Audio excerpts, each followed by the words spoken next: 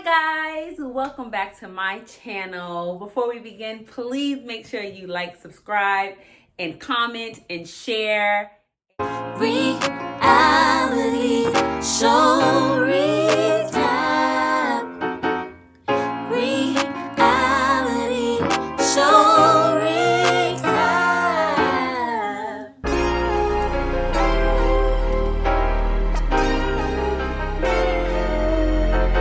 Let's get down to it. Do y'all see me? I'm in my reunion look. You know what I'm saying? This is me recapping the reunion look, okay? I'm crying at this wig. This was the best part 1 reunion I have seen in a long ass time. I don't even know where to freaking begin, to be honest. Okay, I would just like to say that this is why people was Team Monique the entire time, because we wasn't even 10 minutes into the reunion where Candace wasn't barking, and like she does this, like Candace uses her mouth way too much. The whole reunion, you can see she was trying to get Monique to respond to her. It was actually a little secondhand embarrassment to watch. She was really trying to provoke her to say something to her. It was literally the weirdest thing. And I was like, see, this is your problem. And you see how Monique wasn't paying her no. Monique had her blinders on like this. Yes, Andy, or whoever she was talking to. Yes, so-and-so. I don't think Monique addressed Candace not once, because Candace, all she does is this, and she still hasn't learned her lesson. Stop talking. Stop doing all that talking. Stop trying to provoke people. But you thought you was trying to bring like a beast out of Monique? You're not gonna do it. You're not gonna do it again. You're not gonna get the best of her again. You're not gonna do it. Hold on. I just upgraded my reunion look. I'm about to start it from the top. I just upgraded my reunion look, y'all. I'm sorry, every time I look at this wig. But it's fitting, because if you think it's tacky, I'm doing a Potomac recap anyway. All of their dresses was a hot mess. I don't like any of those girls' style, for real. Like, all of their dresses had way too much beading and or bling on it, and it just made it look real cheapish, or made it look real prom-like. It was very weird. Even Wendy's dress, you could tell like I've seen like African kind of dresses like that, so I see where it was trying to go, but again, it didn't translate on camera well at all. Like, Ashley's split is up to her vagina, just like in her opening number. I'm like, why do you get your split so awkwardly high? It's weird. Did y'all see Robin? I promise you, Robin wakes up every day and just chooses tacky. She's like, what's the most chaotic thing I can do today? Her dress almost was fine, and then you zoom into her hair and it's looking like, what? And I'm saying this with my wig on. It's looking like, what? When they showed the close-up of her hair and it was like zebra print in yellow, I'm like, why did you choose chaos today with your hair? Like, I don't understand, because her look wasn't even that bad. Her dress wasn't even that bad. Why the tire marks on your hair? I'm not a fashion girl, but you ain't gonna see me just look a hot mess like on some Robin shit. Like, that shit was crazy.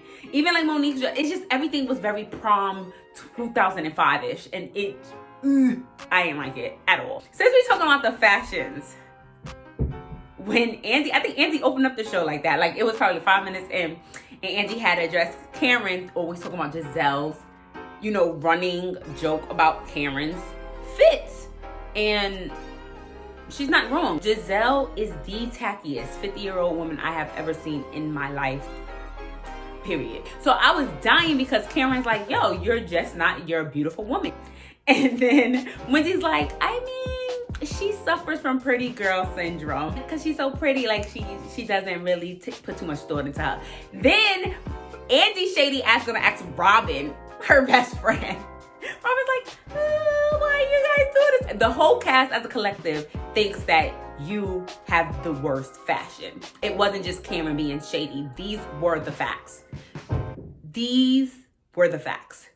Trash. Facts. Now, every reunion somebody always comes with props. And I'm going based off of Atlanta because that's the one I watch the most. Everybody has a prop, whether it's the fans, whether it's the horn blower, or whatever the case may be. And sometimes the props that people be bringing, your prop didn't land. Like, for instance, Candace like, my fan to block the haters or spread the love. You're cornball. You're cornball. And I loved Monique's demeanor. I'm sorry, like that villain role, I don't even want to call her villain, but that is the role that she played this season. It fits her so well. And she came with her binder. She wasn't doing all this. She was just like, my binder of receipts, and it was the best prop to date on a reunion to date.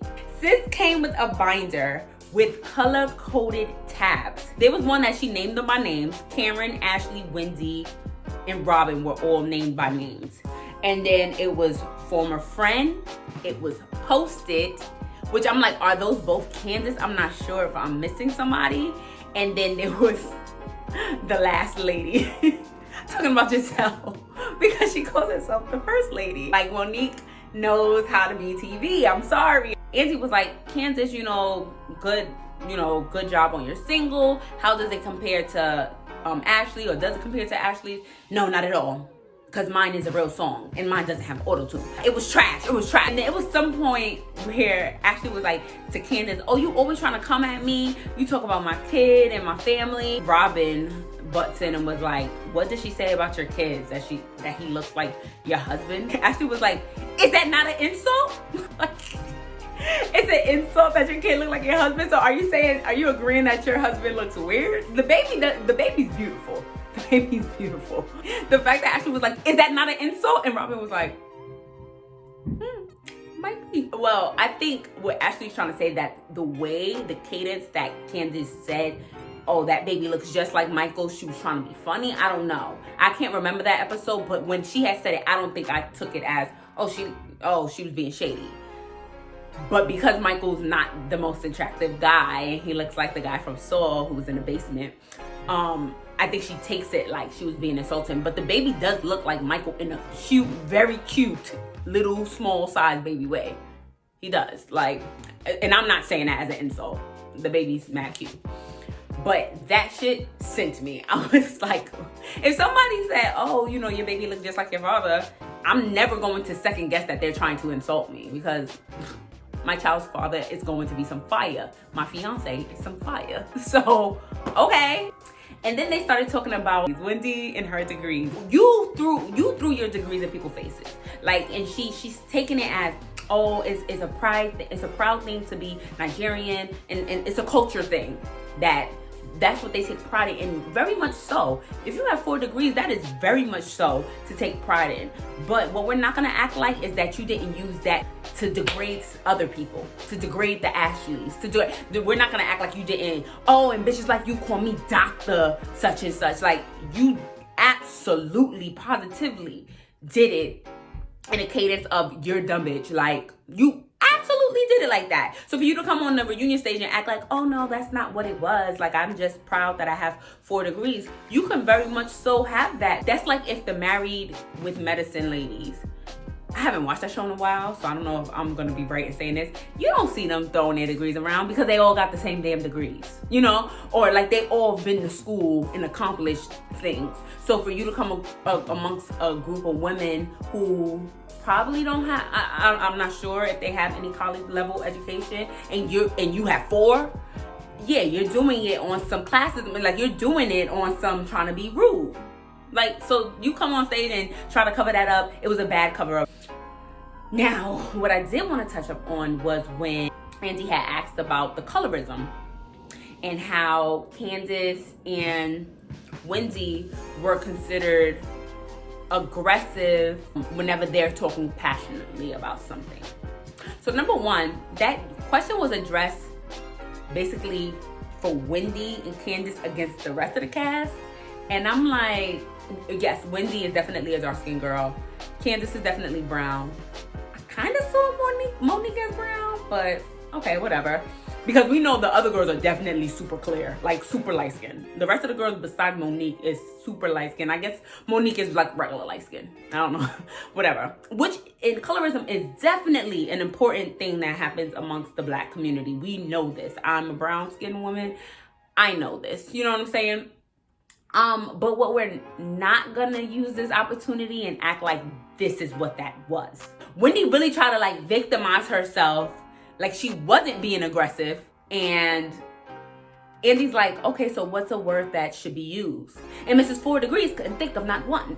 But at the end of the day, you were being aggressive. And then at the same token, you try to be like, yeah, I want to hear what y'all got to say. I want to hear what you got to say. But you called Monique, and I'm so glad. Monique had mentioned that. She's like, oh, a synonym, Andy, for aggressive? Maybe hood rat, maybe ghetto, things that they called me.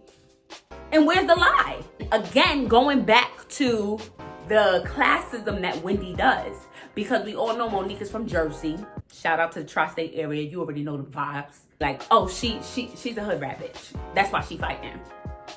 It's like, no, you were dead wrong. And that's why I put pause on this bitch. And Monique stood in her. She was like, you are called what your actions are being perceived. As I was called a hood rat and called ghetto. Rightfully so, she was called that because in that moment she was being hood rat, she was being ghetto, whatever, to society standards. But you gotta sit up here and try to use that moment and be like, yeah, why am I being called aggressive? Because bitch, you are. You were in those moments that you were being called aggressive. I don't understand. That had literally nothing to do with colorism, but it does exist. I know that colorism exists, and that is a testament to Robin still being on this damn show. And Robin kept on trying to get a moment in the reunion. Like, she's like double dutching. You know, when you first learn, you like, and go, and go, and go, and go.